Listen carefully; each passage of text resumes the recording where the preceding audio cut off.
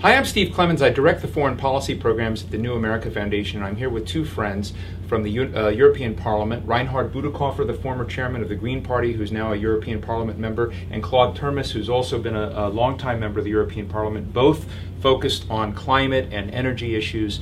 And as we go towards Copenhagen, gentlemen, you were here today to talk a little bit about our expectations, your expectations of Barack Obama in the United States. Can you tell us what you're expecting to see us do and how you think things are going to turn out?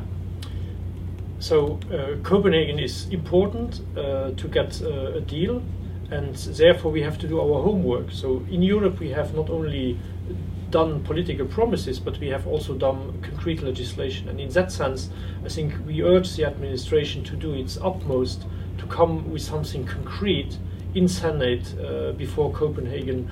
And if that is not delivered, then to have at least an alternative strategy, what US can really bring to the table of negotiations. So you're in Washington now, you've been kicking the tires here in DC to see where we're at. How would you give a grade to us in American grades, A, B, C, D, or F?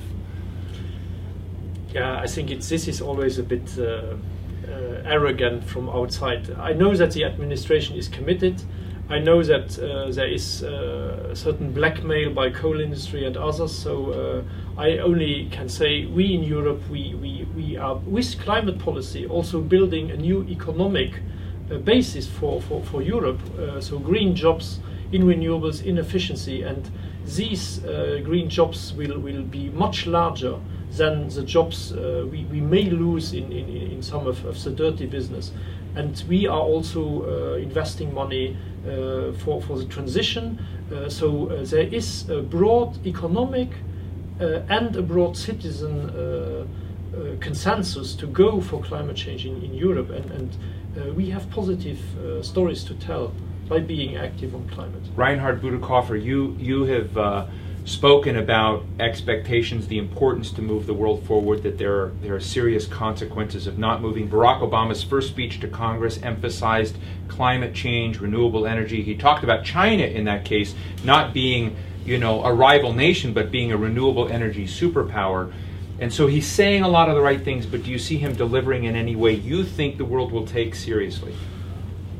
Well, look, the president is not the only player on the field. He has had to learn from the example of President Clinton that it's no use promising the world something you can't deliver because... And Clinton did this in Kyoto. Yeah, Congress doesn't come along. Right. So I would urge international actors who are coming to Washington not to talk to administration representatives, but to talk to senators and congressmen, because that's where the action has to be decided. And so far, there is not enough movement, clearly. And I'm even a bit surprised to find that not only, as far as I can see, will we not get binding agreements in Copenhagen as we originally envisioned, we will maybe not even find agreement on the necessity to have binding agreements. There has been talk from the Australian side, and I've seen that gaining some resonance with the US administration, that there should not be binding agreements, but that there should be pledge and review mechanisms, which would, I think, be a very negative rollback. Would the world say, wow, that's kind of what the Bush administration was doing? Would there be very big disappointment given the hopes that they had before? Well, there has been disappointment already with what Obama said at the UN General Assembly. At the G20 meeting in Pittsburgh, it was the Chinese leader, not the US leader, who announced new movement ahead on his part, even though he's also not ambitious enough. So there is a growing uncertainty as to whether the US is really changing the direction, or whether they're just expecting us to accept whatever they bring to the table. We can't say that whatever the US puts on the table is fine.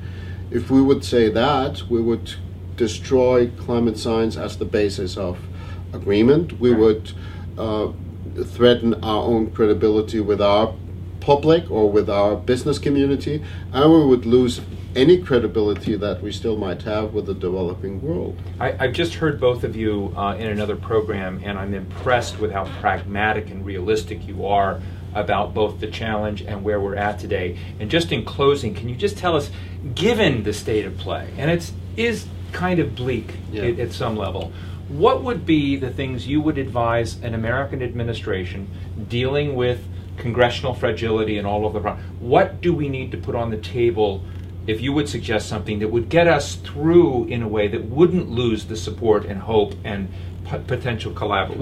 What do we need minimally? And I hate to ask for the minimal, but it's sometimes clarifying. Look, Copenhagen is not going to be Armageddon. That's not the decisive battle. If we can't achieve what we need there, we have to build on that later. The decisive front, I think, is not international climate diplomacy. The decisive front is developing a good understanding in the public and with the business community that we are to gain economically if we engage on a course of environmental innovation, that we have more jobs, that we are less dependent on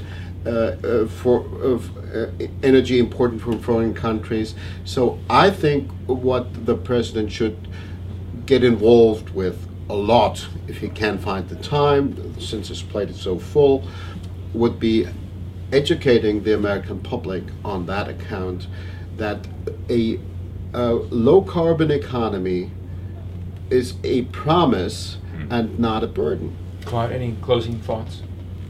No, so energy efficiency is really a measure where you can cut costs, create a lot of jobs. US has an even better resource on renewables than Europe, so you can transform the American electricity system much quicker into something which is very high shares of renewables than we can, because you have more space.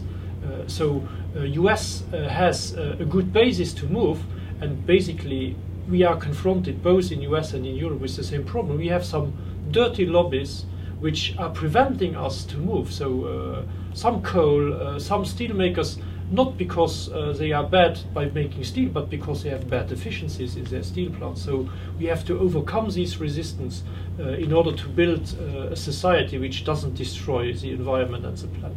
I want to acknowledge that Reinhard Bütikofer pinned me with what they call a reset button, to play off Hillary Clinton's term, but a green reset button. Claude Turmes, thank you very much for joining us today. Reinhard Bütikofer, thank you very much. Thank you, Steve. Thank you.